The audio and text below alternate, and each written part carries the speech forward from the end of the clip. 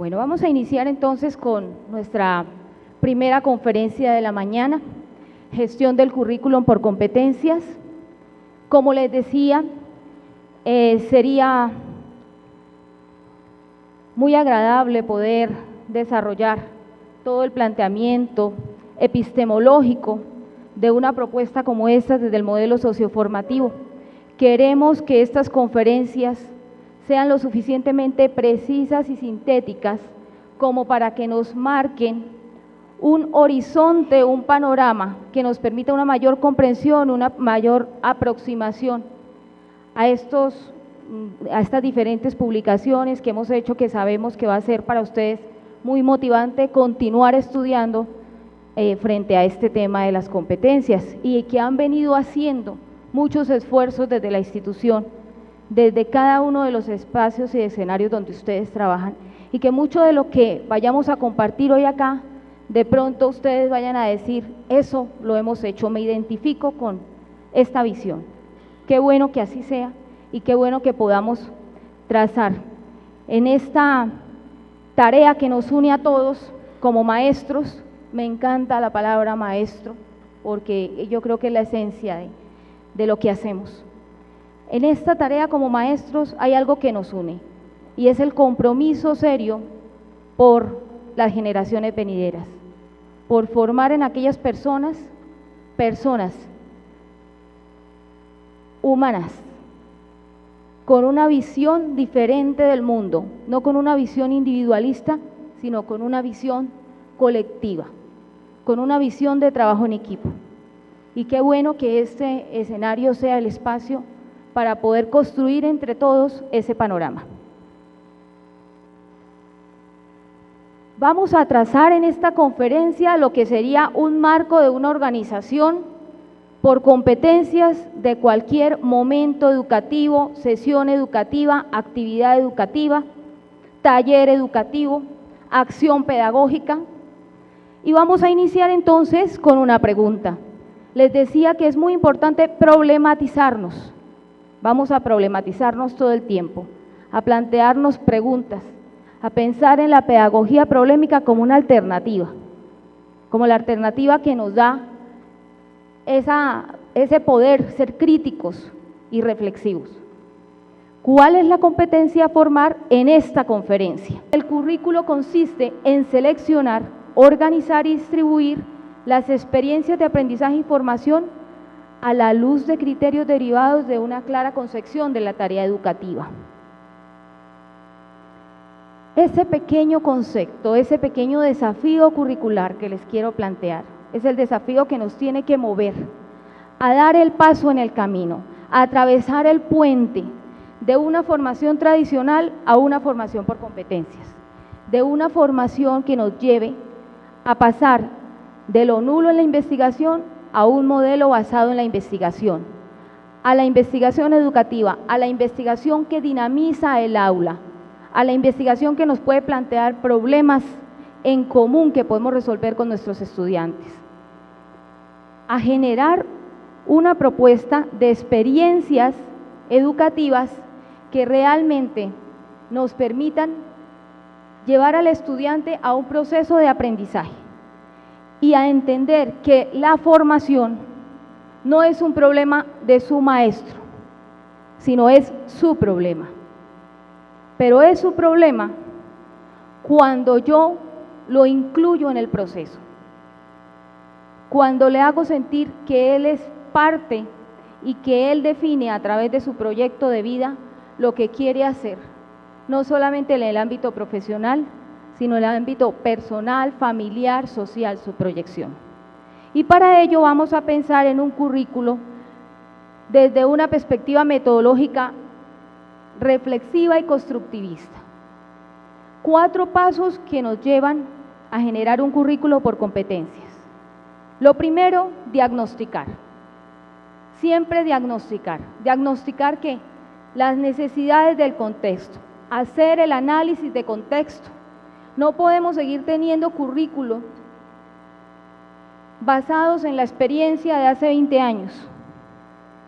Tenemos que hacer currículums que respondan a las necesidades sociales, a las necesidades locales, regionales, nacionales e internacionales, y que de allí se deriven unos perfiles de formación que nos permitan hacer una planeación curricular que responda a unos campos de desempeño de cada uno de estos profesionales, que nos demos a la tarea de investigar cuáles son esas funciones, esas acciones que realiza el profesional en cada uno de los ámbitos en el que él se va a desempeñar. Desde allí, este modelo propende por una formación con flexibilidad y con movilidad. Son dos elementos que no podemos desamparar a la hora de hacer un diseño curricular hoy. Diseños curriculares, donde está el prerequisito del prerequisito del prerequisito, son esquemas tradicionalistas. Tenemos que pensar en diseños curriculares con flexibilidad. Flexibilidad curricular implica la reflexión frente a aquellos campos de desempeño en el que el profesional se va a desempeñar. Desde lo tradicional, la articulación de los procesos de aprendizaje se hace desde propósitos o objetivos generales. Y el estudiante es el que tiene que preocuparse por ubicarse frente a ello. ¿Cómo voy a lograr esos objetivos? Pero en la formación por competencias se hace una articulación explícita por competencias desde el perfil. Es decir, cuando la persona ingresa a estudiar una carrera, un programa académico, pues desde el perfil profesional tiene la claridad de a qué ha venido y se le definen unas competencias que se van a formar en ese programa. Y a partir de allí el desglose de cada una de las asignaturas, proyectos, módulos, ejes problematizadores, áreas, cualquiera que sea el diseño curricular que elijamos, pues va a propender por esa articulación frente al perfil de formación. ¿Qué pasa con la articulación teoría-práctica? En el modelo tradicional ya sabemos que primero muchas veces hacemos el trabajo de la teoría y luego vamos a la práctica. En el trabajo por competencias se hace una articulación de teoría y práctica en escenarios de aprendizaje. Mi aula o el escenario que elijamos, porque ya no solamente será el aula, será la empresa, será la comunidad, será el laboratorio, será la clínica, será la institución educativa. El escenario donde el profesional se vaya a desempeñar será el espacio donde podemos articular teoría y práctica. Ya no vale aquí hacer discursos teóricos y luego vamos a la acción. La práctica debe ser un proceso implícito en todo momento educativo. Pertinencia. En la formación tradicional, la pertinencia se busca frente a los propósitos de la institución y frente a la academia. ¿Qué nos proponemos como institución? En la formación por competencia se hace de acuerdo con esos propósitos, efectivamente, pero también frente a los retos sociales y laborales que nos exige el mundo de hoy. Entonces vamos a los pasos del diseño curricular. Primero entonces vamos a revisar nuestro PI, a comprender ese planteamiento de proyecto educativo institucional que tenga cada una de las instituciones o nuestra institución.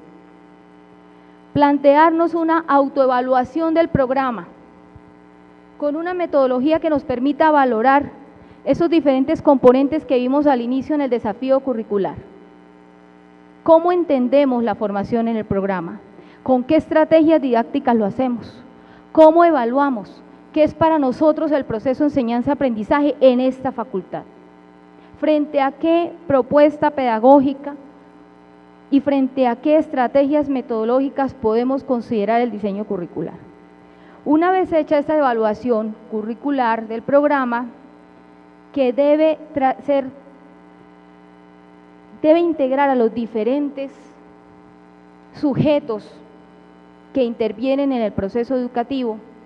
Me refiero al maestro, al estudiante, a la comunidad, al personal directivo, al personal administrativo de la institución. El currículo no es encontrar en una mallita curricular, en una hojita de ruta, unas asignaturas puestas. La comprensión del currículo que les he presentado en la mañana de hoy es considerar que lo administrativo, las decisiones gerenciales, los medios y recursos, los escenarios que tiene la institución y en los que nos podemos mover, hacen parte de ese diseño curricular. Y cuando hacemos autoevaluación del programa tenemos que analizar cada uno de esos componentes.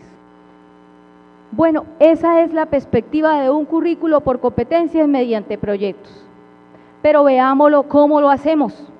¿Cómo se hace eso? Vamos a tener en cuenta 4 cosas. ¿Qué entendemos por un proyecto formativo? ¿Cuáles son los componentes? ¿Cuáles son los aportes de esta metodología a la formación en competencias? Y cómo se planifica un proyecto educativo. Los proyectos formativos entonces se pueden entender como planes completos de aprendizaje y evaluación que reemplazan las tradicionales asignaturas. Estos proyectos siempre buscan resolver mínimo una competencia, mínimo. Pueden integrarse a ellos 2 o 3 competencias a formar. Se busca en ellos realizar actividades concadenadas. Vamos a ver en el taller cómo esto se traza mediante mediante talleres, se planifica mediante talleres que nos permiten crear el desarrollo de unas actividades concadenadas, que buscan resolver problemas en contextos reales y que se ven evidentes en productos y en desempeños reales. ¿Cuáles son entonces las características fundamentales de los proyectos formativos?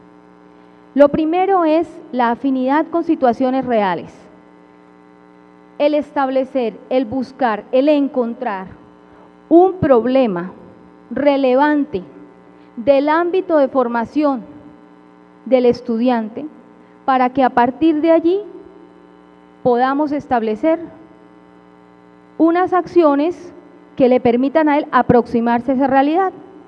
Un enfoque integral orientado por estudiantes a la práctica, por procesos y a los productos. Aquí vamos a estar valorando no solamente lo que es el resultado final, la evaluación escrita, el quiz, la tarea, sino todo el proceso que vive el estudiante en su formación. Aquí vale tanto lo que aprendió, como lo que escribió, como lo que sintió. Porque muchas veces recibimos el trabajo escrito, nos lo llevamos para leerlo, gastamos muchas horas leyendo el trabajo, pero nunca supimos qué proceso metacognitivo hizo el estudiante de ese trabajo. ¿Qué sintió? Si se trataba de hacer una entrevista a un empresario, ¿cómo le fue en la entrevista? ¿Cómo abordó al empresario? ¿Cuál fue su experiencia personal? ¿Qué no le fue fácil? Porque entonces valoramos sobre los aciertos, pero no le damos al error la posibilidad de aprendizaje. Y muchos de nosotros sabemos que del error se aprende. Entonces, el error debe valer en el aula para a partir del error generar aprendizaje. Que el error que nos comparte un estudiante al realimentar y a él mismo hacer un proceso reflexivo metacognitivo nos diga cómo lo corregiría en una próxima actuación. Siempre decimos, o por lo menos a mí me pasa, digo me pasa una vez, pero la segunda no me vuelve a pasar. Eso quiere decir que tenemos que validar el error como una opción de aprendizaje. No solamente el aprendizaje de la vida, sino el aprendizaje en el aula. Autoorganización, porque nos vamos a organizar para cumplir unas metas, para llegar a lograr esa competencia, con estudiantes y maestros desde una visión colectiva, ya no desde el trabajo individual.